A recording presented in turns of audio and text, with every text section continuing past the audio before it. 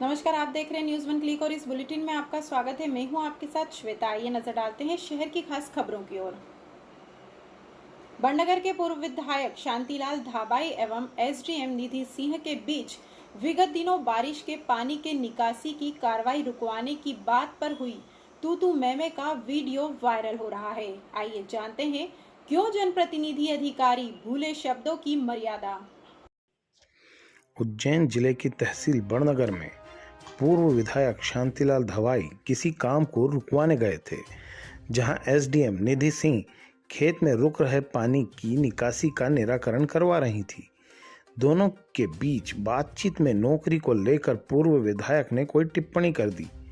इससे बातचीत ने गंभीर विवाद का रूप ले लिया, जिसमें गरिमाहीन शब्दों का आदान प्रदान हुआ, जो तू तड़ाक एवं तमीज से बात कर तथा दफा हो यहाँ तक पहुँच गया। एसडीएम निधि सिंह का यह आक्रोश पहली बार देखने में आया है। आमतौर पर एसडीएम हमेशा शांत ही रहती हैं। यह घटना 4 दिन पहले की है, जिसका वीडियो अब वायरल हुआ है। घटना स्थल बांगरेड ग्राम बताया जा रहा है।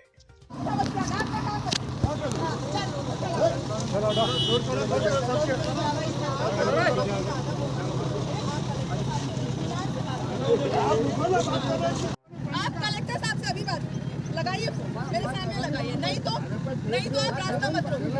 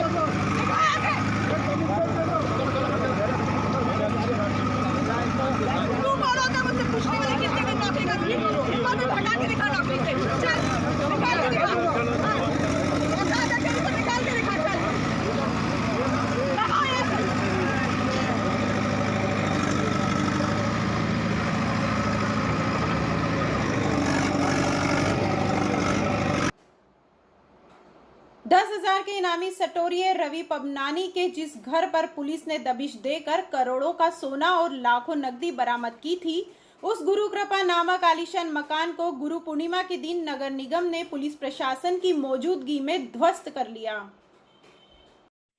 कुछ दिन पहले 10,000 के इनामी सटोरिये रवि पमनानी के जिस घर पर पुलिस ने दबिश देकर करोड़ों का सोना और लाखों रुपए नकदी बरामद की थी, इस कार्रवाई के दौरान आरोपी रवि पमनानी फरार हो गया था।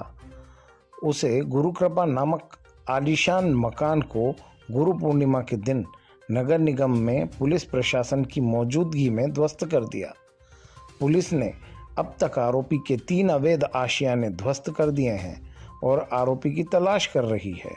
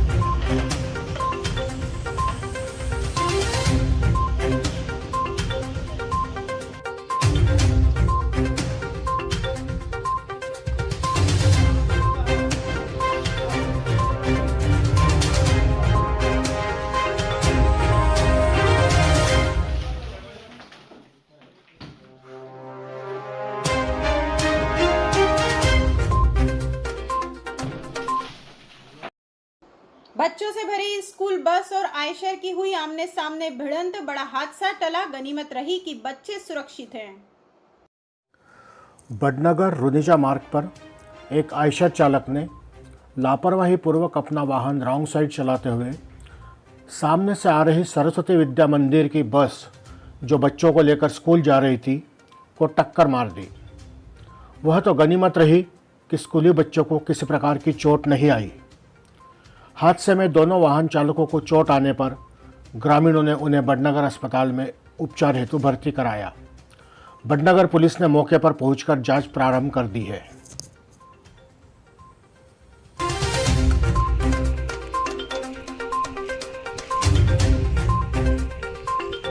किसी की है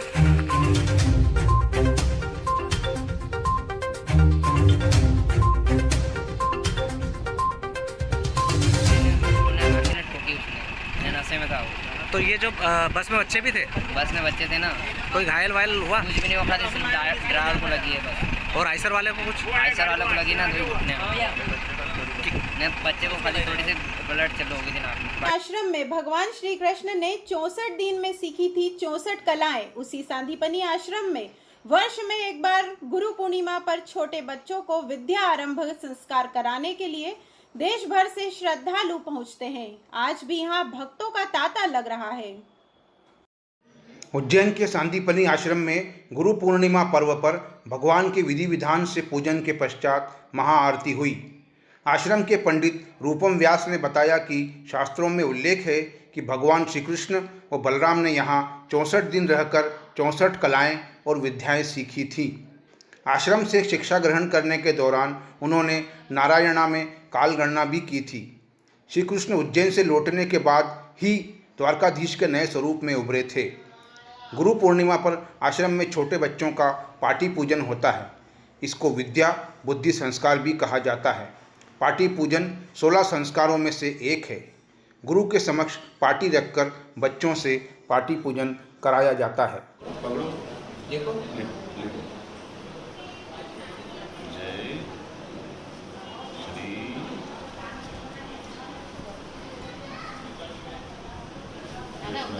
जो है गुरु पूर्णिमा का अवसर है, किस प्रकार की यहाँ का इतिहास है? अरे बैठो बाबू। ये वो पावन पवित्र स्थान है जहाँ भगवान श्री कृष्ण अपने बड़े भाई बलराम जी के साथ शिक्षा ग्रहण करने आए थे। महर्षि सांदीपनि ऋषि का आश्रम जो कि उज्जैन अवंतिका नगरी में स्थापित है। यहाँ भगवान कृष्ण 64 दिन रुके थे और समस्त 64 विद्या और 16 कलाओं का ज्ञान गुरु सांदीपनि जी के सानिध्य में यहाँ पर बैठकर उन्होंने प्राप्त किया था, क्योंकि साक्षात नारायण थे। तो इनसे बड़ा गुरु ना ही कोई संसार में था और ना ही कोई भविष्य में होगा।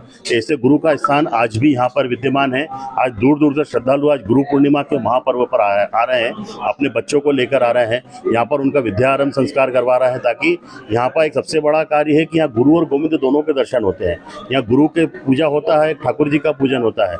उनका जीवन किसी भी कठिनाइयों से लड़ सकता है, उनके उज्जवल भविष्य की कामना करता है और यहाँ पर अपने बच्चे बनने के बाद इस आश्रम पर आते हैं और गुरु पूजा का लाभ लेते हैं। जनप्रतिनिधि ध्यान दे तो मिल सकती है उज्जैन शहर को एक सौगात, जिससे रेलवे को आर्थिक बचत तो होगी ही, साथ ही रेलवे की जमीन अतिक्रमण से बच जाएगी और शहर को भी लाभ होगा।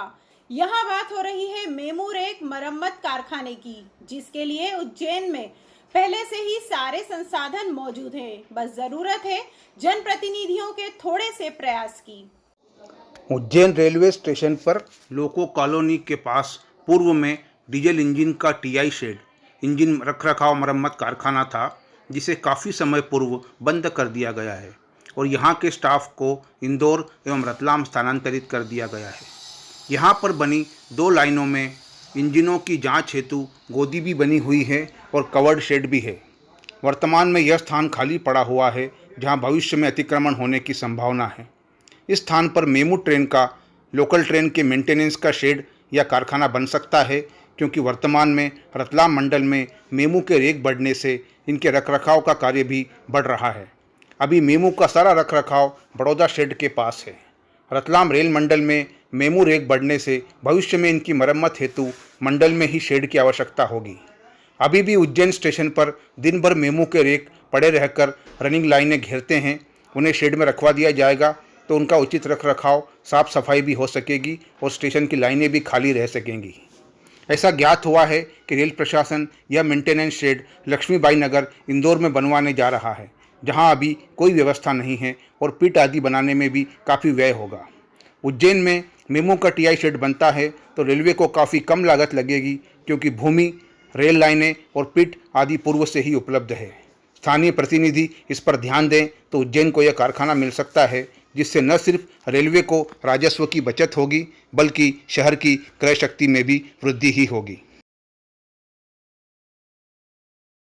महाकाल के एक भक्त ऐसे भी हैं जो पिछले 30 वर्षों से हजारों की संख्या में श्रद्धालुओं को बाबा महाकाल की तस्वीर निःशुल्क भेंट कर रहे हैं। इस वर्ष भी श्रावण मास की सवारी में इनके द्वारा 50,000 तस्वीरें वितरित की जाएगी। बाबा महाकाल की तस्वीर घर घर पहुँचे, इसके लिए भगवान महाकालेश्वर के भक्त प्रवीण माधुस्कर अपनी पत्नी और खुद की सैलरी से हुई बचत के रुपए एकत्रित कर पिछले 30 वर्षों से तस्वीर वितरण कर रहे हैं। इस वर्ष प्रवीण माधुस्कर द्वारा 50,000 से अधिक तस्वीर भगवान महाकालेश्वर की सावन मास में निकलने वाली सवारी में बांटी जाएगी। प्रवीण माधुस्कर मित्र मंडली के सदस्यों ने महाकाल मंदिर में महाकाल शिवलिंग के पास तस्वीर रखकर पूजन अर्चन करवाया। इसके बाद महाकाल मंदिर के सहायक प्रशासक मूलचंद जुनवाल ने तस्वीर का विमोचन किया।